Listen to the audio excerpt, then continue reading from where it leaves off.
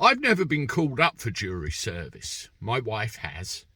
And it's my understanding that if you go to act as a juror, and you can correct me on this, you are not allowed any access to the outside world. You are not allowed to discuss the case with anybody for fear of jeopardising it. And there are very strict rules about the media even discussing live cases, and for very, very good reason. Well, it appears that certain jurors have forgotten that, and it could lead to big problems.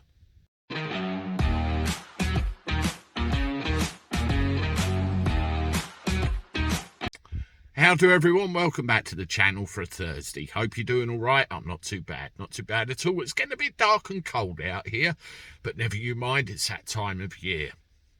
Well, as I've said before, I've not followed or commented on the Ghislaine Maxwell trial very much, because it's not an area that I really feel comfortable moving around in and talking about, to be honest.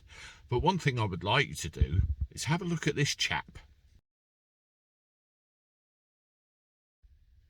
His name is Scotty David.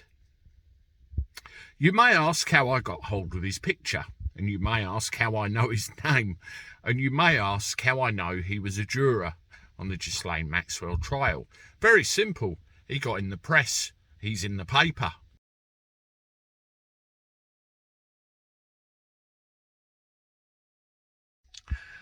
Now, the thing with Scotty David is coming out that he's been a victim of, that kind of assault in his past that the whole Ghislaine Maxwell trial has been based upon.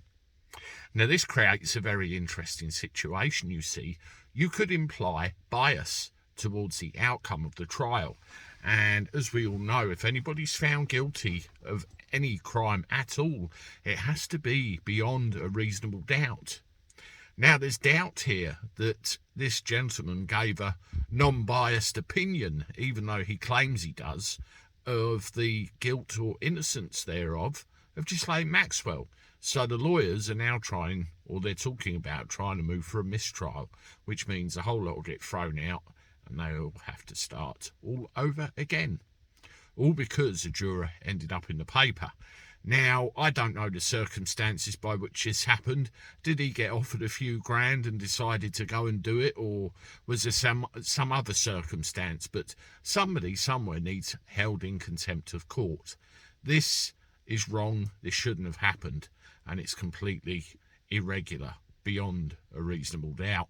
Let me know what you think in the comments below, but I'm not surprised that something like this has cropped up personally. I'm really not. Anyway, I'm off. Toodaloo.